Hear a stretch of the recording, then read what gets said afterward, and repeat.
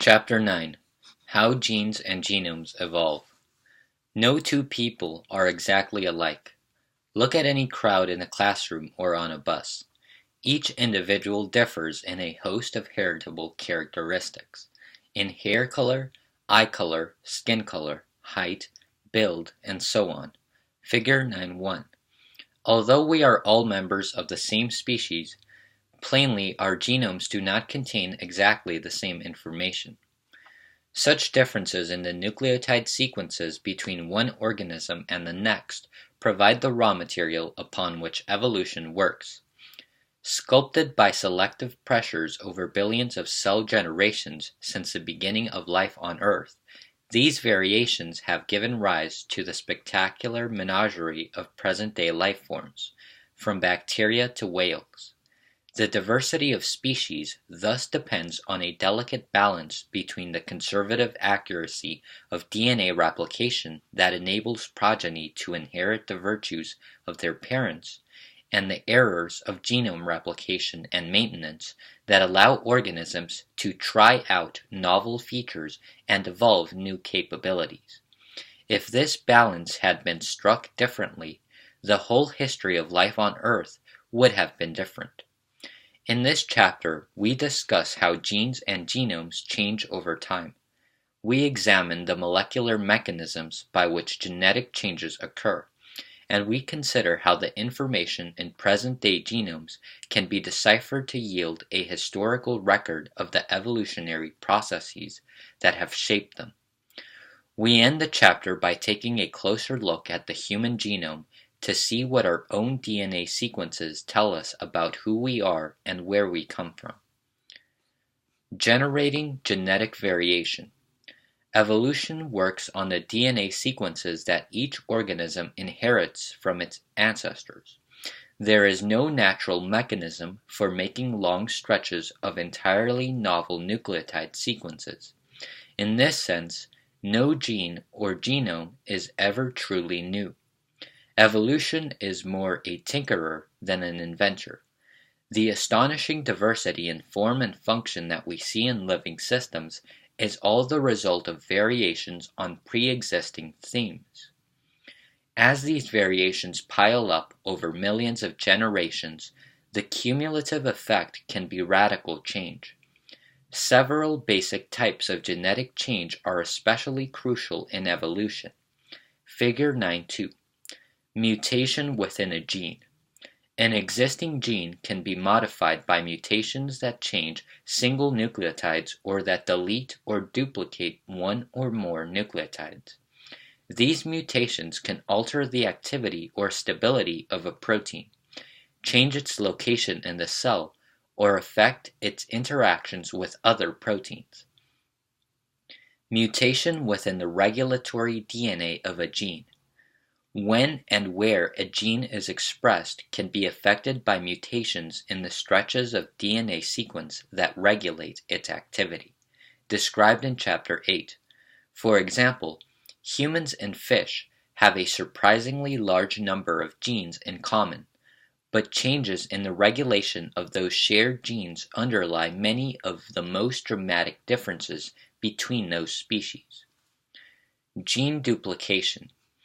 An existing gene, a larger segment of DNA, or even a whole genome can be duplicated, creating a set of closely related genes within a single cell. As this cell and its progeny divide, the original gene and its duplicate can acquire additional mutations and assume functions and patterns of expression distinct from each other and from the ancestral gene. Exon shuffling. Two or more existing genes can be broken and rejoined to make a hybrid gene containing DNA segments that originally belonged to separate genes. In eukaryotes, the breaking and rejoining often occurs within the long intron sequences. Because these sequences are eventually removed by RNA splicing, the breaking and joining do not have to be precise to result in a functional gene. Horizontal gene transfer. A piece of DNA can be transferred from the genome of one cell to that of another. even to that of another species.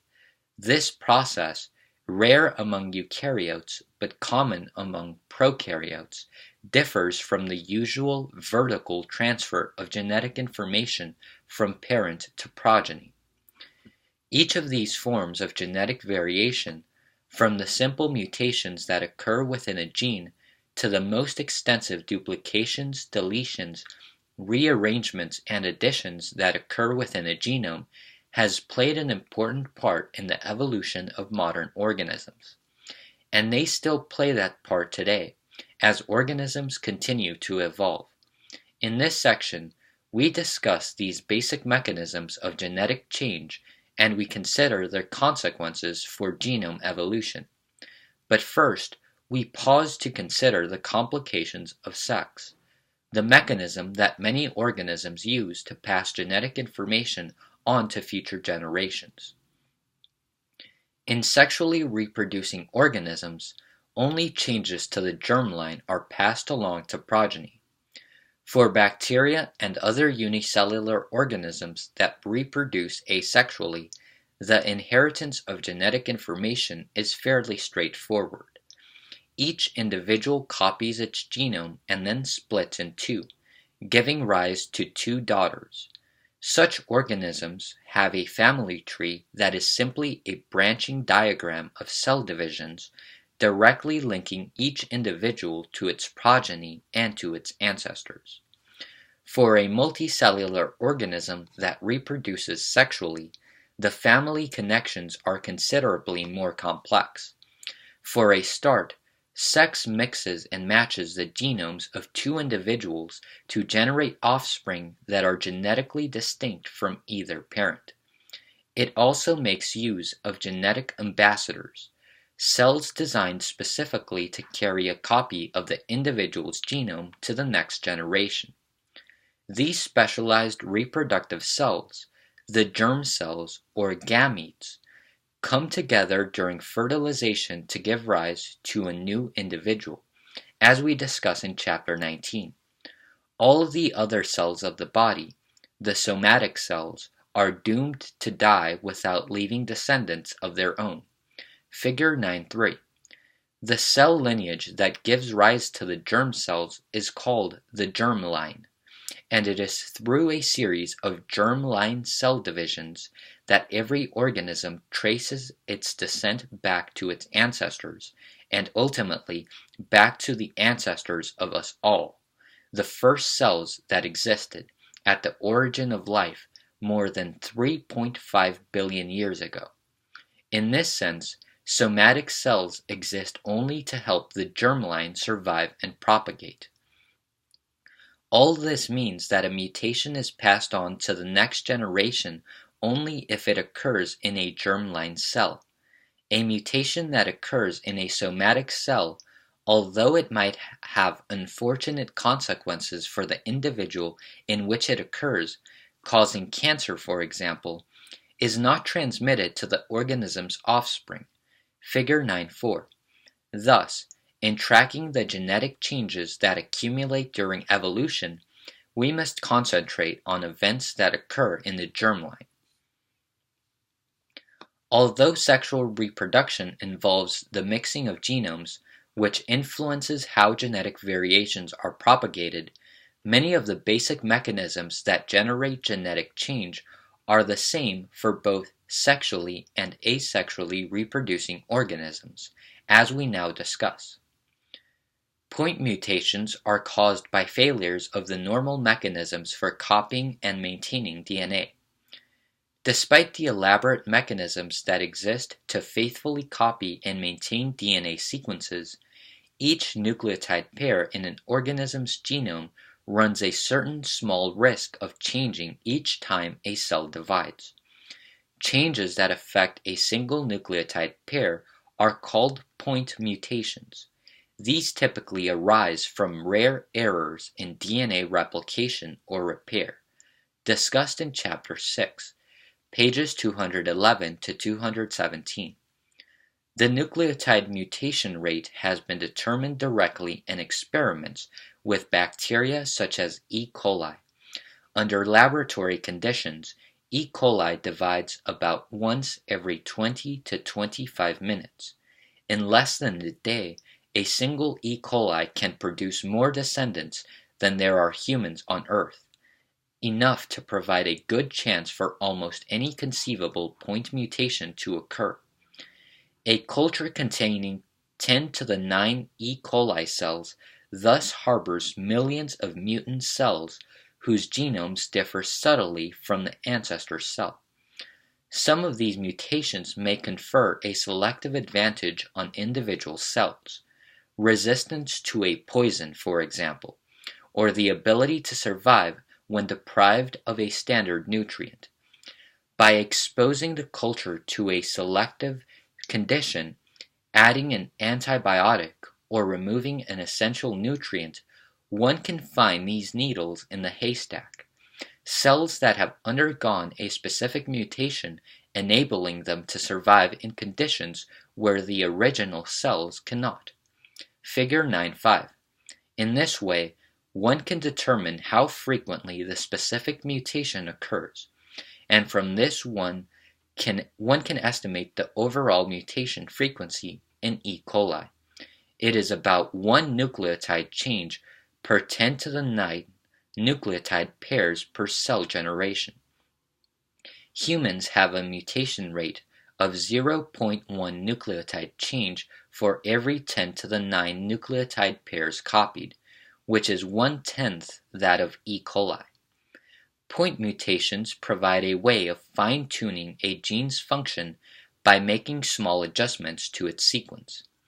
They can also destroy a gene. Very often, however, they do neither of these things. At many sites in the genome, a point mutation has absolutely no effect on the appearance or viability of the organism. Such neutral mutations might fall in regions whose sequence is unimportant, such as introns. They can also change the third position of a codon such that the amino acid specified is the same, or can direct the replacement of one amino acid with a related one at a position in the protein that can tolerate either. Point mutations can change the regulation of a gene. Mutations in the coding sequences of genes are fairly easy to spot because they change the amino acid sequence of the resulting protein in predictable ways. But mutations in regulatory DNA are more difficult to recognize because they look like minor variations within long stretches of DNA whose actual nucleotide sequence does not seem to matter, and because regulatory sequences can be located some distance from the coding sequence of the gene, it can be particularly challenging to identify these elements and the changes that affect them. Despite these difficulties, many examples have been discovered where point mutations in regulatory DNA have profound consequences for the organism. For example, a small number of people are resistant to malaria because of a point mutation that affects the expression of a cell surface receptor to which the malaria parasite Plasmodium vivax binds. The mutation prevents the receptor from being produced in red blood cells, rendering the individuals who carry this mutation immune to infection. Point mutations in regulatory DNA also play a role in our ability to digest the sugar lactose. Our earliest ancestors were lactose intolerant because the enzyme that breaks down lactose, called lactase, was made only during infancy. Adults who were no longer exposed to breast milk did not need the enzyme. When humans began to get milk from domestic animals some 10,000 years ago, variant genes appeared in the human population, enabling those who carried them to continue to express lactase as adults.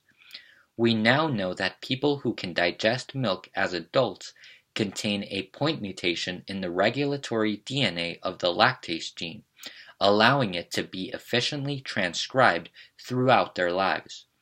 In a sense, adults who can digest lactose are mutants with respect to this trait. It is remarkable how quickly this new characteristic spread through the human population, especially in societies that depend heavily on milk for nutrition. Figure 9.6. These evolutionary changes in the regulatory sequence of the lactase gene occurred relatively recently, 10,000 years ago, well after humans became a distinct species. However, much more ancient changes in regulatory sequences have occurred in other genes. Some of these are thought to underlie many of the profound differences among species. Figure 9.7. DNA duplications give rise to families of related genes. Point mutations can influence the activity of an existing gene. But how do new genes come into being? Gene duplication is perhaps the most important mechanism for generating new genes from old ones. Once a gene has been duplicated, one of the two gene copies can mutate and become specialized to perform a different function, while the other continues to carry out the original function. Or both copies may evolve so that the function of the ancestral gene is divided between them. This specialization of duplicated genes occurs gradually, as mutations accumulate in the descendants of the original cell in which gene duplication occurred. Repeated rounds of this process of gene duplication and divergence over many millions of years can allow one gene to give rise to a whole family of genes, each with a specialized function within a single genome. Analysis of genome sequences reveals many examples of such gene families. In Bacillus subtilis, for example, nearly half of the genes have one or more obvious relatives elsewhere in the genome, Figure 9.8, and in vertebrates, the globin gene family clearly arose from a single primordial gene, as we shall see shortly. But how does gene duplication occur in the first place? It is thought that many gene duplications are generated by homologous recombination. Homologous recombination normally takes place only when two long stretches of nearly identical DNA become paired. Most often, the same region of DNA on two homologous chromosomes, discussed in Chapter 6, pages 218 to 221. But on rare occasions, a recombination event will instead occur between two short repeated DNA sequences that fall on either side of a gene. If a crossover occurs, one chromosome will end up with an extra copy of the gene and the other will lose it. Figure 9.9. Once a gene has been duplicated in this way, subsequent crossovers can readily add extra copies to the duplicated set by the same mechanism. As a result, entire sets of closely related genes arranged in series are commonly found in genomes. The evolution of the globin gene family shows how gene duplication and divergence can give rise to proteins tailored to an organism and its development. The evolutionary history of the globin gene family provides a striking example of how gene duplication and divergence has generated new proteins. The unmistakable similarities in amino acid sequence and structure among the present-day globins indicate that they all must derive from a common ancestral gene. The simplest and most evolutionarily ancient globin molecule is a polypeptide chain of about 150 amino acids, which is found in many marine worms, insects, and primitive fish. Like our hemoglobin, this protein transports oxygen molecules throughout the animal's body. The oxygen-carrying molecule in the blood of adult mammals and most other vertebrates, however, is more complex. This protein is composed of 4 globin chains of 2 distinct types, alpha globin and beta globin. Figure 9.10. The 4 oxygen binding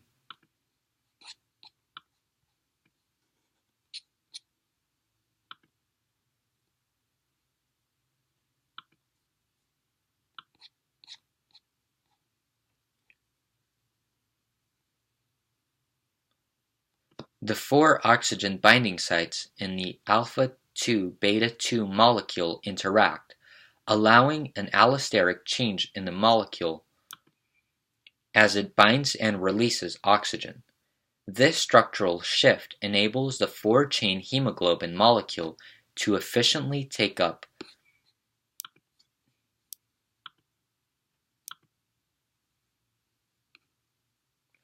and release 4 oxygen molecules in all or none fashion, a feat not possible for the single-chain version. This efficiency is particularly important for large multicellular animals, which cannot rely on the simple diffusion of oxygen through the body to oxygenate their tissues adequately. The alpha and beta globin genes are the result of gene duplications that occurred early in vertebrate evolution. About 500 million years ago, gene duplications followed by mutation gave rise to two slightly different globin genes, one encoding alpha globin, the other encoding beta globin, figure 911. Still later, as the different mammals began diverging from their common ancestor, the beta globin gene apparently underwent its own duplication and divergence to give rise to a second beta-like globin gene that is expressed specifically in the fetus. See figure 911. The resulting hemoglobin molecule has a higher affinity for oxygen compared with adult hemoglobin, a property that helps transfer oxygen from mother to fetus. Subsequent rounds of duplication in both the alpha and beta globin genes gave rise to additional members of these families. Each of these duplicated genes has been modified by point mutations that affect the properties of the final hemoglobin molecule, and by changes in regulatory DNA that determine when and how strongly each gene is expressed. As a result, each globin differs slightly in its ability to bind and release oxygen and is well suited to the stage in development at which it is expressed. In addition to these specialized globin genes, there are several duplicated DNA sequences in the alpha and beta globin gene clusters that are not functional genes. They are similar in DNA sequence to the functional globin genes, but they have been disabled by the accumulation of many mutations that destroy the encoded proteins and prevent their expression. The existence of such pseudogenes makes it clear that, as might be expected, not every DNA duplication leads to a new functional gene. Although we have focused here on the role of gene duplication and divergence as it relates to the evolution of the globin genes, similar histories apply to the many other gene families present in the human genome. Whole genome duplications have shaped the evolutionary history of many species. Almost every gene in the genomes of vertebrates exists in multiple versions, suggesting that rather than individual genes being duplicated in a piecemeal fashion, the whole vertebrate genome was duplicated in one fell swoop. Early on in the vertebrate evolution, it appears that the entire genome actually underwent duplication twice in succession, giving rise to 4 copies of every gene. In some groups of vertebrates, such as the salmon and carp families, including the zebrafish, see figure 139, there may have been yet another duplication, creating an 8-fold multiplicity of genes. The precise history of whole genome duplications in vertebrate evolution is difficult to chart because many other changes have occurred since these ancient evolutionary events. In some organisms, however, full genome duplications are especially obvious as they have occurred relatively recently, evolutionarily speaking. The frog genus Xenopus, for example, comprises a set of closely similar species related to one another by repeated duplications or triplications of the whole genome. Figure 912. Such large-scale duplications can happen if cell division fails to occur following a round of genome replication in the germline of a particular individual. Once an accidental doubling of the genome occurs in the germline, it will be faithfully passed on to other germ cells in the individual and ultimately to its progeny. New genes can be generated by repeating the same exon. The role of DNA duplication in evolution is not confined to the expansion of gene families. It can also act on a smaller scale to modify single genes by creating internal duplications. As we discussed in Chapter 4, many proteins are composed of a set of smaller protein domains. Some proteins, such as antibodies, see Figure 429, or fibrous proteins such as collagen, are built from multiple copies of the same domain linked together in series. These proteins are encoded by genes that have evolved by repeated duplications of a single DNA segment. In eukaryotes, each individual protein domain in such genes is usually encoded by a separate exon. Duplicating these domains within a gene can then occur by breaking and rejoining the DNA anywhere in the long introns on either side of the exon that codes for the protein domain. Figure 913. Without introns, there would be very few sites in the original gene at which a recombinational crossover between homologous chromosomes could duplicate the domain without damaging it.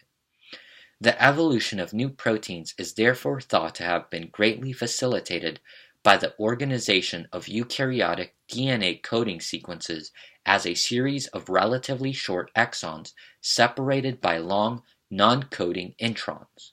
See Figures 717 and 718. Novel genes can also be created by exon shuffling. The type of recombination that allows exons to be duplicated within a gene can also occur between two different genes, joining together two initially separate exons that code for quite different protein domains, an important process called exon shuffling. The lack of precision that can be tolerated in a recombination event that breaks and rejoins two introns greatly increases the probability that a chance recombination between introns in different genes will generate a hybrid gene that joins exons. The presumed results of such recombinations are seen in many present-day proteins, which are a patchwork of many different protein domains. Figure 914. It has been proposed that all the proteins encoded by the human genome, approximately 24,000, arose from the duplication and shuffling of a few thousand distinct exons, each encoding a protein domain of approximately 30 to 50 amino acids. This remarkable idea suggests that the great diversity of protein structures is generated from a quite small universal list of parts pieced together in different combinations. The evolution of genomes has been accelerated by the movement of mobile genetic elements. The mobile genetic elements described in Chapter 6 are another important source of genomic change and have profoundly affected the structure of modern genomes. These parasitic DNA sequences can colonize a genome and can spread within it. During this process, they often disrupt the function or alter the regulation of existing genes. Sometimes they even create novel genes through fusions between mobile sequences and segments of existing genes. The insertion of a mobile genetic element into the coding sequence of a gene or into its regulatory region is a frequent cause of the spontaneous mutations that are observed in many organisms. Mobile genetic elements can severely disrupt the gene's activity if they land directly within its coding sequence. Such an insertion mutation destroys the gene's capacity to encode a useful protein. For example, A number of the mutations in the factor VIII gene that cause hemophilia in humans result from the insertion of mobile genetic elements into the gene. The activity of mobile genetic elements can also change the way in which existing genes are regulated.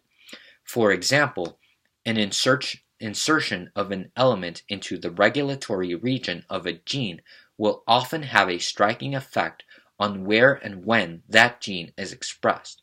Figure 9.15. Many mobile genetic elements carry DNA sequences that are recognized by specific transcription regulators. If these elements insert themselves near a gene, that gene can be brought under the control of these new transcription regulators, thereby changing the gene's expression pattern. Thus, mobile genetic elements can be a significant source of developmental changes, and they are thought to have been particularly important in the evolution of the body plans of multicellular plants and animals. Finally, mobile genetic elements provide opportunities for genome rearrangements by serving as targets of homologous recombination. For example, the duplications that gave rise to the beta-globin gene cluster are thought to have occurred by crossovers between ALU-like sequences that are sprinkled throughout the genome. See Figure 9.9 and 6.3.5. However, mobile genetic elements also have more direct roles in the evolution of genomes. In addition to relocating themselves, these parasitic elements occasionally rearrange neighboring DNA sequences of the host genome. When two mobile genetic elements that are recognized by the same transposase integrate into neighboring chromosomal sites, the DNA between them can itself be transposed. In eukaryotic genomes, this provides a pathway for the movement of exons, generating new genes by creating novel arrangements of existing exons. Figure 9.16. Genes can be exchanged between organisms by horizontal gene transfer. So far, we have considered genetic changes that take place within the genome of an individual organism. However, genes and other portions of genomes can also be exchanged between individuals of different species. This mechanism, known as horizontal gene transfer, is rare among eukaryotes, but common among bacteria. Figure 9.17. E. coli, for example, has acquired about 1/5 of its genome from other species within the past 100 million years. And such genetic exchanges are currently responsible for the rise of new and potentially dangerous strains of drug-resistant bacteria. For example, genes that confer resistance to antibiotics can be transferred from species to species.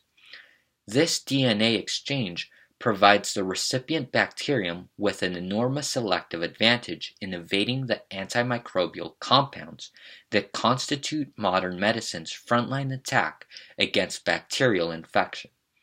As a result, many antibiotics are no longer effective against the common bacterial infections for which they were originally used. For example, most strains of Neisseria gonorrhea, the bacterium that causes gonorrhea, are now resistant to penicillin.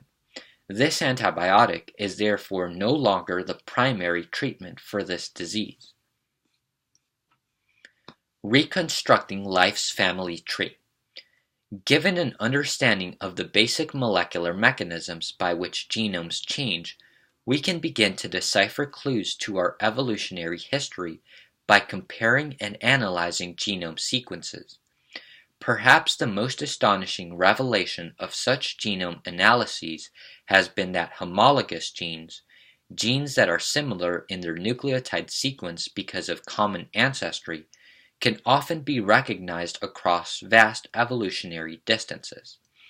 Unmistakable homologs of many human genes are easy to detect in such organisms as worms, fruit flies, yeasts, and even bacteria.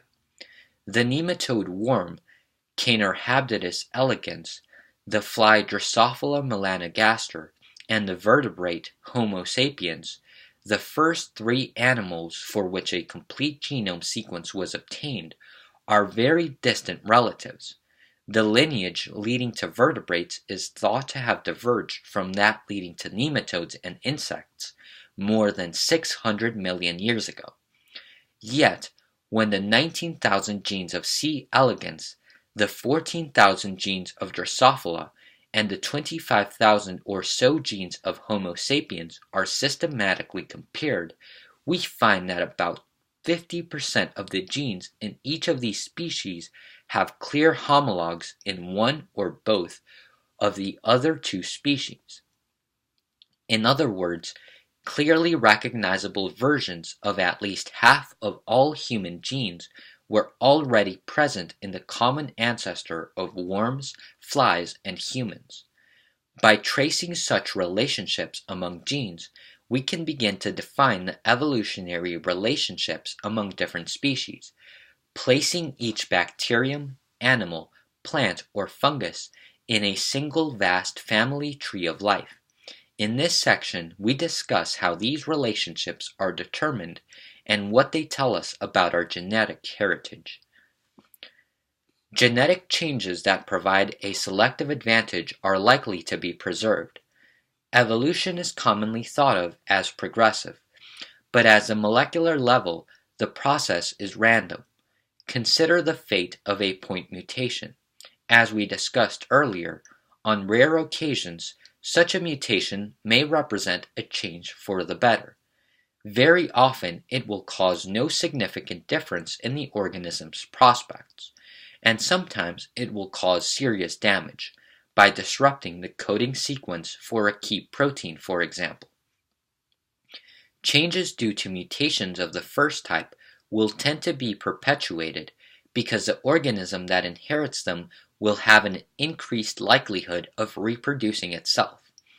Changes due to mutations of the second type, selectively neutral changes, may or may not be passed on, because it is a matter of chance whether the mutant organism or its cousins will secure the available resources and breed successfully.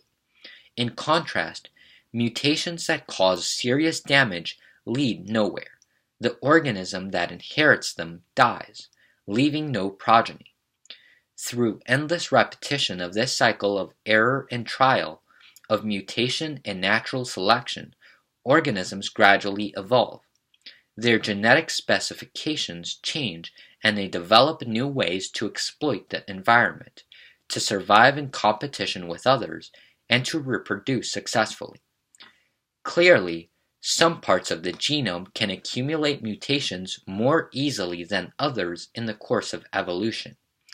A segment of DNA that does not code for protein or RNA and has no significant regulatory role is free to change at a rate limited only by the frequency of random mutation. In contrast, alterations in a gene that codes for a highly optimized essential protein or RNA molecule cannot be accommodated so easily. When mutations occur, the faulty organism is almost always eliminated. Genes of this latter sort are therefore highly conserved. That is, the proteins they encode are very similar from organism to organism. Throughout 3.5 billion years or more of evolutionary history, the most highly conserved genes remain perfectly recognizable in all living species.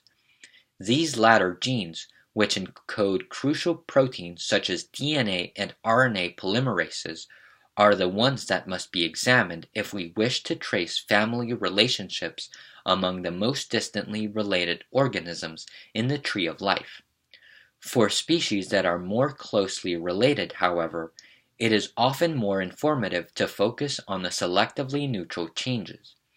These changes accumulate steadily at a rate that is unconstrained by selection pressures.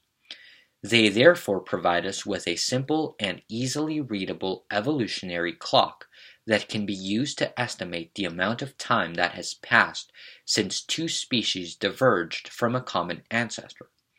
For example, Comparisons of such nucleotide changes have allowed us to construct a highly accurate phylogenetic tree that shows the evolutionary relationships among higher primates.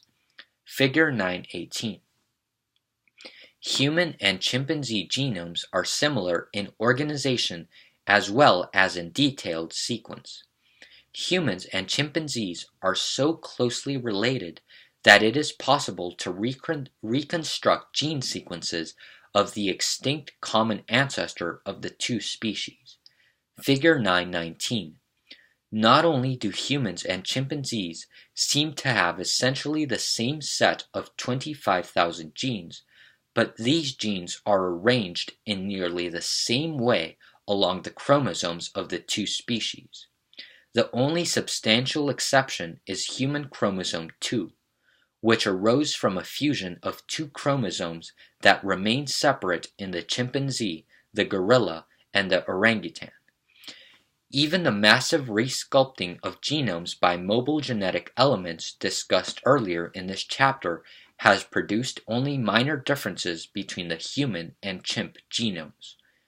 More than 99% of the million copies of the ALU retransposon sequences that are present in both genomes are in corresponding positions, indicating that most of the ALU sequences in our genome underwent transposition before humans and chimpanzees diverged.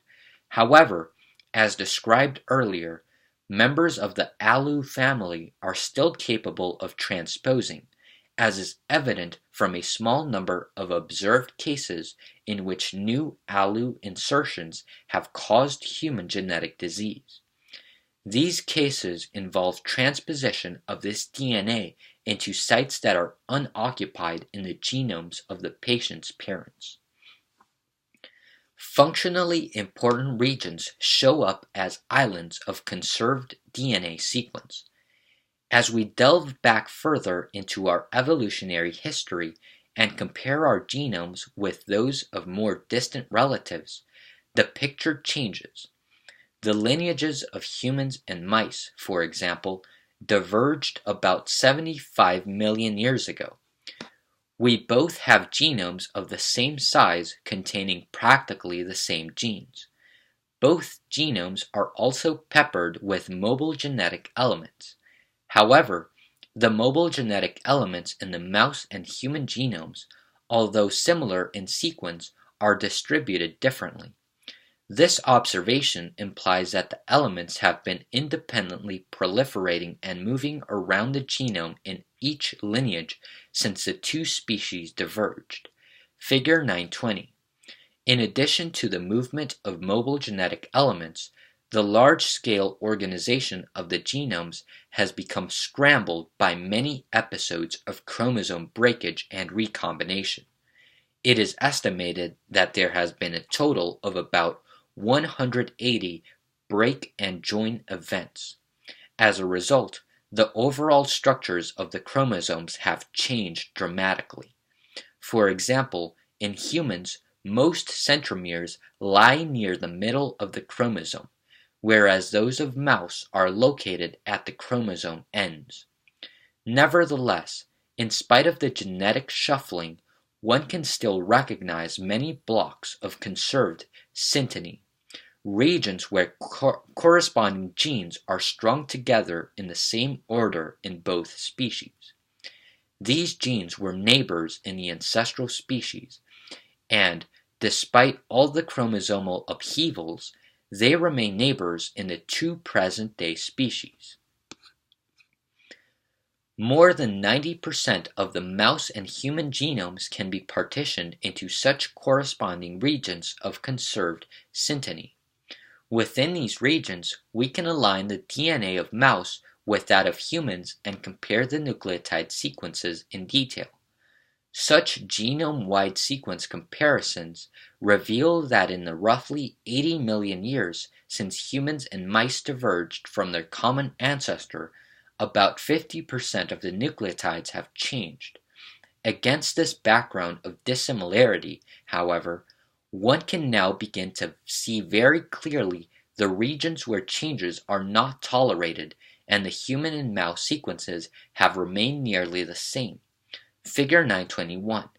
Here, the sequences have been conserved by purifying selection, that is, the elimination of individuals carrying mutations that interfere with important functions.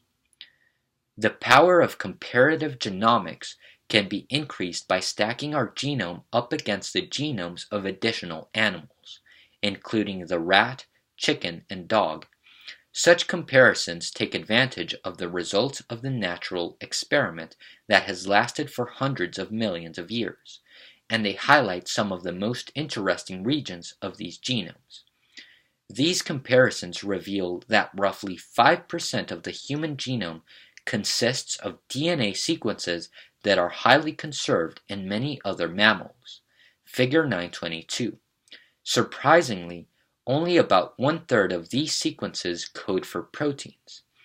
Some of the conserved non-coding sequences correspond to regulatory DNA, whereas others produce RNA molecules that are not translated into protein. But the function of the majority of these sequences remains unknown. This unexpected discovery has led scientists to conclude that we understand much less about the cell biology of vertebrates than we had previously imagined. With enormous opportunities for new discoveries, we should expect many surprises ahead. Genome comparisons show that vertebrate genomes gain and lose DNA rapidly. Going back further in evolution, we can compare our genome with those of fishes. The fish and mammalian lineages diverged about 400 million years ago. This is long enough for random sequence changes and differing selection pressures to have obliterated almost every trace of similarity in nucleotide sequence, except where purifying selection has operated to prevent change. Regions of the genome conserved between humans and fishes thus stand out even more strikingly. In fishes, one can still recognize most of the same genes as in humans and even many of the same segments of regulatory DNA.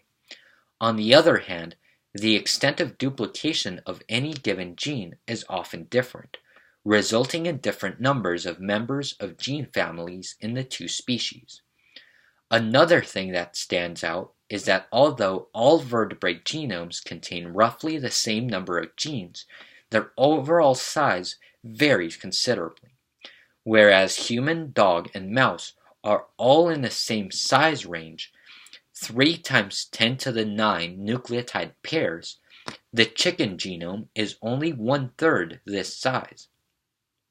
An extreme example of genome compression is the pufferfish, Fugu rubripes, figure 923, whose tiny genome is 1/10 the size of mammalian genomes, largely because of the small size of its introns. Fugu introns, as well as other non-coding segments in the animal's genome, lack the repetitive DNA that makes up a large portion of most mammalian genomes. Nonetheless, the positions of most Fugu introns are perfectly conserved when compared with their positions in mammalian genomes. Figure 924. Clearly, the intron structure of most vertebrate genes was already in place in the common ancestor of fish and mammals.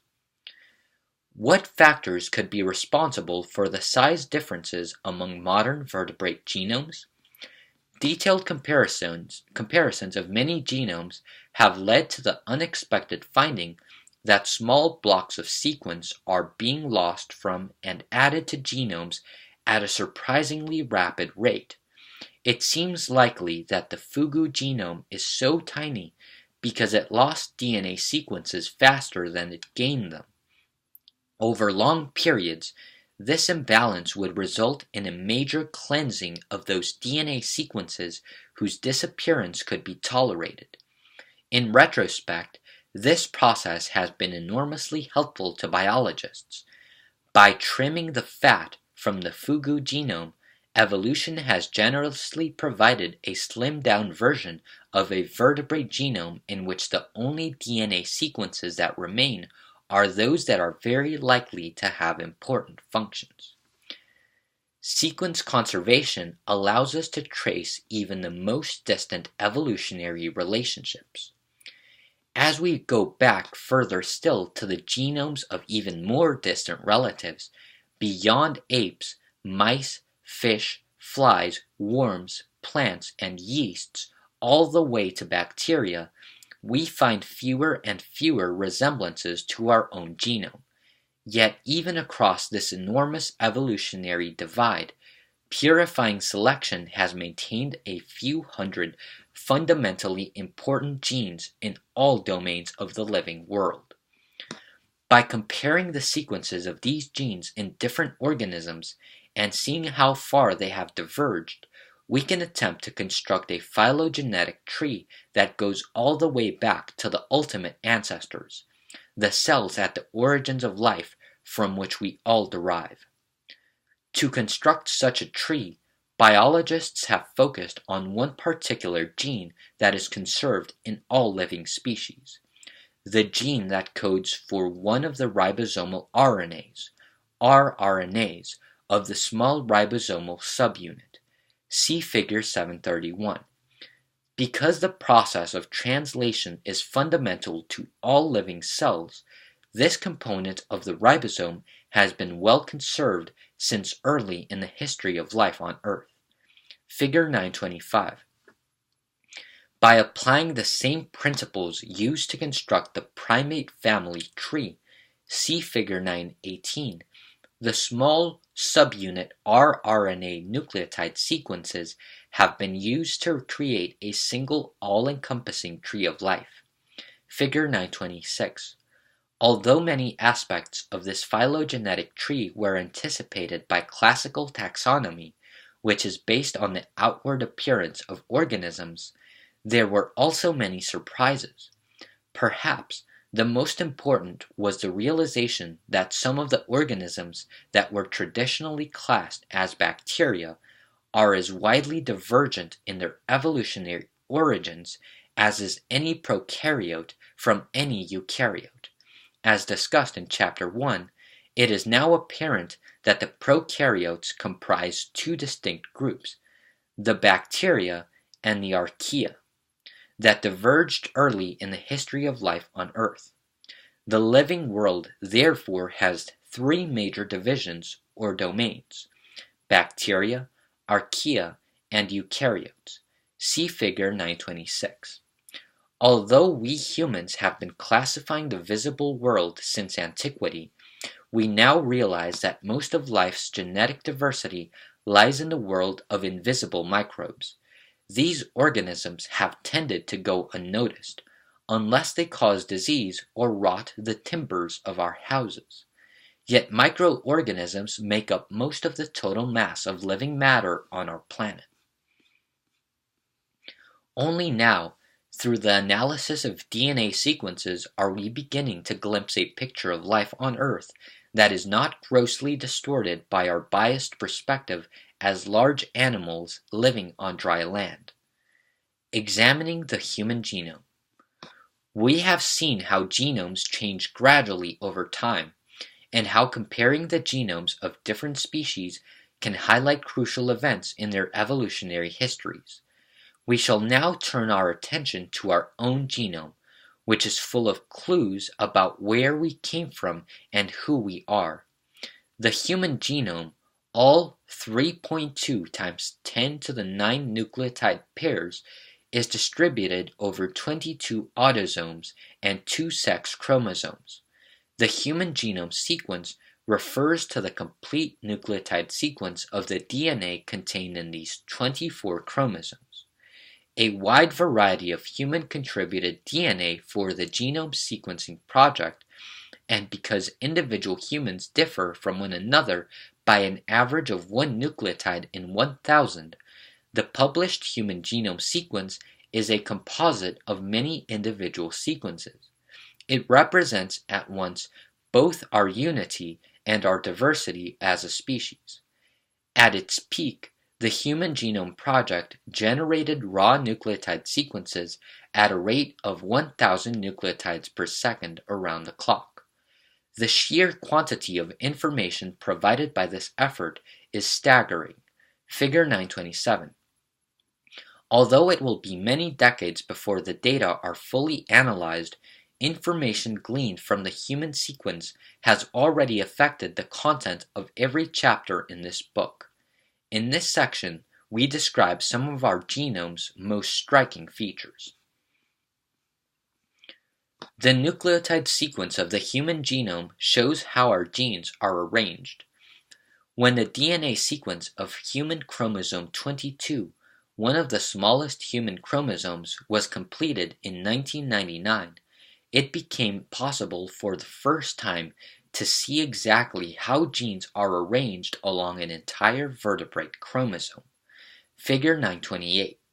With the publication of the first draft of the entire human genome in 2001 and the finished draft sequence in 2004, we now have a panoramic view of the genetic landscape of all human chromosomes. Table 9.1. The first striking feature of the human genome is how little of it, only a few percent, codes for proteins, structural RNAs, and catalytic RNAs. Figure 929. Almost half of the remaining DNA is made up of mobile genetic elements that have colonized our genome over evolutionary time. Because they have accumulated mutations, most of these elements can no longer move. Rather, they are relics from an earlier evolutionary era when mobile genetic elements ran rampant throughout our genome. A second notable feature of the human genome is the very large average gene size of 27,000 nucleotide pairs. Only about 1,300 nucleotide pairs are required to encode a protein of average size, about 430 amino acids in humans. Most of the remaining DNA in a gene consists of long stretches of non-coding DNA in the introns between the relatively short protein-coding exons. See Figure 928D. In addition to the introns and exons, each gene is associated with a regulatory DNA sequences that ensure that the gene is expressed at the proper level and time, and in the proper type of cell. In humans, these regulatory DNA sequences are typically spread out over tens of thousands of nucleotide pairs, much of which seems to be spacer DNA. Exons and regulatory sequences comprise less than 2% of the human genome, yet from comparative genomics studies, we estimate that 5% of the human genome is highly conserved with other mammalian genomes, and is therefore likely to be functionally important. See Figure 922. We simply do not know the function of this other DNA. Another surprising feature of the human genome is its relatively small number of genes. Earlier estimates had been in the neighborhood of 100,000. See how we know, pages 318 to 319. Although the exact number is still not certain, revised estimates place the number of human genes at about 25,000, bringing us much closer to the gene numbers for simpler multicellular animals such as Drosophila, 14,000, and C. elegans, 19,000. Finally, the nucleotide sequence of the human genome has revealed that the critical information it carries seems to be in an alarming state of disarray. As one commentator described our genome, in some ways it may resemble your garage/bedroom/refrigerator life. Highly individualistic, but unkempt, little evidence of organization, much accumulated clutter, referred to by the uninitiated as junk, and the few patently valuable items indiscriminately, apparently carelessly, scattered throughout. Accelerated changes in conserved genome sequences help reveal what makes us human. As soon as both the human and the chimpanzee genome sequences became available, scientists began searching for DNA sequence changes that might account for the striking differences between us and them. With 3 billion nucleotide pairs to compare in the two species, this might seem an impossible task. But the job was made much easier by confining the search to the sequences that are highly conserved across multiple mammalian species. See Figure 922, representing parts of the genome that are most likely to be functionally important. Although these sequences are conserved, they are not identical. When the version in one species is compared with that in another, they are typically found to have drifted apart by a small amount corresponding simply to the time elapsed since the last common ancestor. In a small proportion of cases, however, one sees signs of a sudden evolutionary spurt. For example, some DNA sequences that have been highly conserved in other mammalian species are found to have changed exceptionally fast during the 6 million years of human evolution since we diverged from the chimpanzees. Such human-accelerated regions are thought to reflect functions that have been especially important in making us different in some useful way. In one study, about 50 such sites were identified, 1/4 of which were located near genes associated with neural development. The sequence exhibiting the most rapid change, 18 changes between human and chimp, compared with only 2 changes between chimp and chicken, was examined further and found to encode a short non-coding RNA molecule that is produced in the human cerebral cortex at a critical time during brain development. Although the function of this RNA is not yet known, this exciting finding is stimulating further studies that will hopefully shed light on features of the human brain that distinguish us from closely related species. Genetic variation within the human genome contributes to our individuality.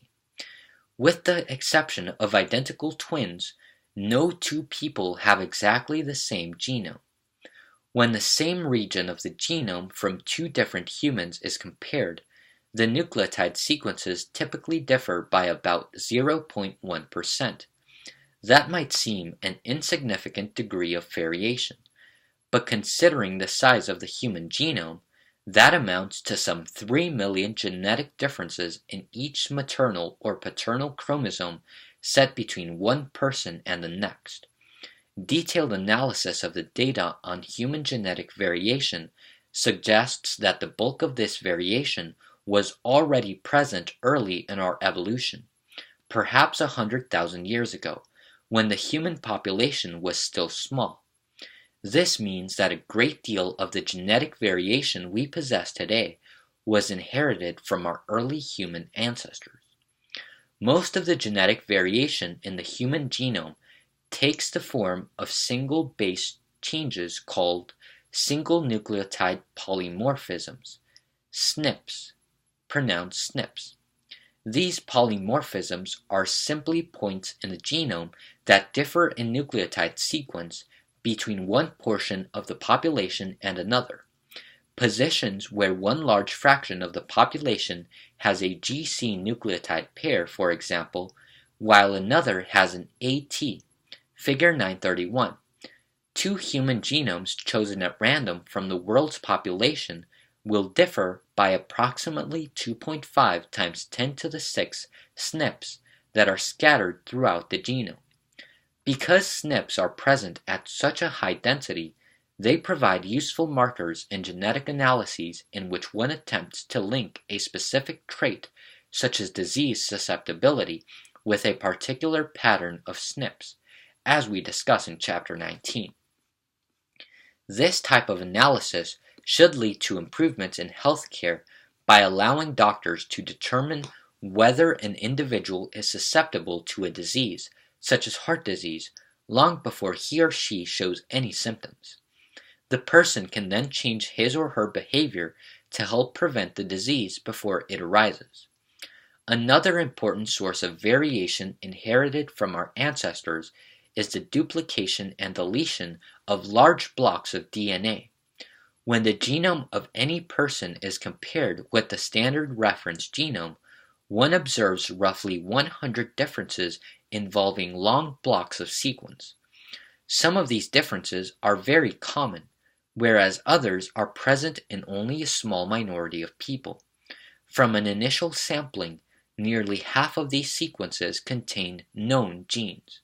In retrospect, this type of variation is not surprising, given the extensive history of DNA addition and DNA loss in vertebrate genomes discussed earlier. Exactly how it contributes to our individuality, however, remains a mystery. In addition to the SNPs and the duplications and deletions that we inherited from our ancestors, humans also possess repetitive nucleotide sequences that are particularly prone to new mutations. CA repeats, for example, are ubiquitous in the human genome. Nucleotide sequences containing large numbers of CA repeats are often replicated inaccurately. Imagine trying to copy a word that is nothing more than a string of CA, CA, CA, CA, CA, CA, CA, CA. Hence, the precise number of repeats can vary widely from one individual to the next. Because they show such exceptional variability, and because this variability has arisen so recently, CA repeats and others like them make ideal markers for differences between individual humans. Differences in the number of CA and other types of repeats at different positions in the genome are used to identify individuals by DNA fingerprinting in crime investigations, paternity suits, and other forensic applications. See Figure 1019. Most of the variations in the human genome sequence are genetically silent, as they fall within DNA sequences in non-critical regions of the genome. Such variations have no effect on how we look or how our cells function. This means that only a small subset of the variation we observe in our DNA is responsible for the heritable differences from one human to the next. As we discuss in Chapter 19, a major challenge in human genetics is to learn to recognize those relatively few variations that are functionally important against the large background of neutral variation. The human genome contains copious information yet to be deciphered. Even with the human genome sequence in hand, many questions will continue to challenge cell biologists throughout the next century. Perhaps the most perplexing one is this: given that a human, a chimp, and a mouse contain essentially the same genes and therefore the same proteins, what makes these creatures so different from each other? The answer, it seems, will come in large part from studies of gene regulation. The proteins encoded in the genome are like the components of a construction kit. By assembling the components in different combinations and in different orders, many different things can be built with the same kit. In the end, however, the overall shape of the final object is determined by the instructions that prescribe how the components are to be put together. To a large extent, the instructions needed to produce a multicellular animal are contained in the non-coding regulatory DNA that is associated with each gene. As discussed in Chapter 8, this DNA contains, scattered within it, dozens of separate regulatory elements, short DNA segments that serve as binding sites for specific transcription regulators. This regulatory DNA can be said to define the sequential program of development, the rules that cells follow as they proliferate, assess their positions in the embryo, and switch on new sets of genes accordingly. Although comparisons among many different species are a powerful way to pinpoint key regulatory sequences in a vast excess of unimportant DNA, we still do not know how to read these sequences accurately.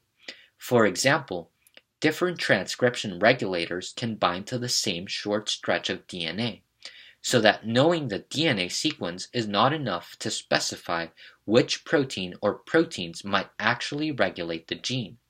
In addition, the fact that control of gene expression occurs in complex and combinatorial ways, see Figure 812, complicates our attempts to decipher when in development and in which type of cell each gene is expressed. Another challenge in interpreting the information encoded in the human genome comes from the prevalence of alternative splicing. We know that most human genes undergo alternative splicing, allowing cells to produce a range of related but distinct proteins from a single gene. See Figure 721. Often, this splicing is regulated so that one form of the protein is produced in one type of tissue, while other forms are produced preferentially in other tissues.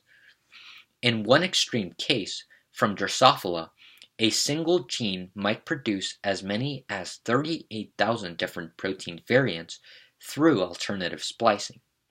Figure 932. Thus, an organism can produce far more protein products than it has genes. We do not yet know enough about the biology of alternative splicing to predict exactly which human genes are subject to this process, and when and where during development such regulation might occur. However, it does seem that alternative splicing is especially prevalent in the developing brain. Another uncertainty in interpreting the human genome concerns the precise roles of microRNAs. See pages 290 to 291. Discovered relatively recently, these short RNAs regulate as many as 1/3 of all human genes, yet few of them have been studied in any detail. Finally, although an estimated 1.5% of the human genome codes for protein, an additional 3.5% is highly conserved when compared with that of other mammalian genomes, and is therefore presumed to be important. See page 312. Some of this conserved DNA produces RNA molecules of known function, and some is regulatory DNA. The rest remains mysterious. The human body is formed as a result of complex sequences of decisions that cells make as they proliferate and specialize during our development. Which RNA molecules and which proteins are to be made where, and exactly when and how much of each is to be produced. The information for all these decisions is contained within the human genome sequence, but we are only beginning to learn how to read this type of code. Deciphering this information is one of the great challenges for the next generation of cell biologists. Essential concepts. By comparing the nucleotide or amino acid sequences of contemporary organisms, we are beginning to reconstruct how genomes have evolved in the billions of years that have elapsed since the appearance of the first cells. Genetic variation, the raw material for evolutionary change, occurs by a variety of mechanisms that alter the nucleotide sequences of genomes.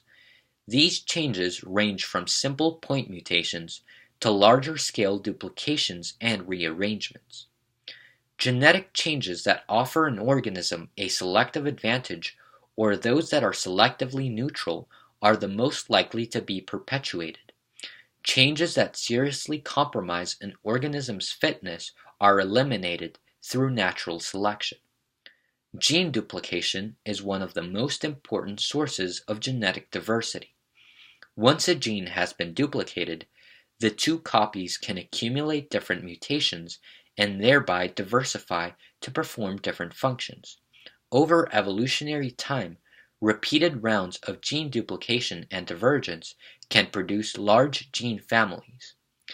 The evolution of new proteins is thought to have been greatly facilitated by the swapping of exons between genes to create hybrid proteins with new functions. The human genome contains 3.2 times 10 to the 9 nucleotide pairs divided among 22 autosomes and 2 sex chromosomes. Only a few percent of that DNA codes for proteins and for structural, regulatory, and catalytic RNAs. Individual humans differ from one another by an average of one nucleotide pair in every 1,000. This variation underlies our individuality and provides the basis for identifying individuals by DNA analysis. Comparing genome sequences of different species provides a powerful way to identify genes and to highlight other functionally important parts of the genome. Because related species, such as human and mouse, share many genes in common, evolutionary changes that affect how these genes are regulated are especially important in understanding the differences between species.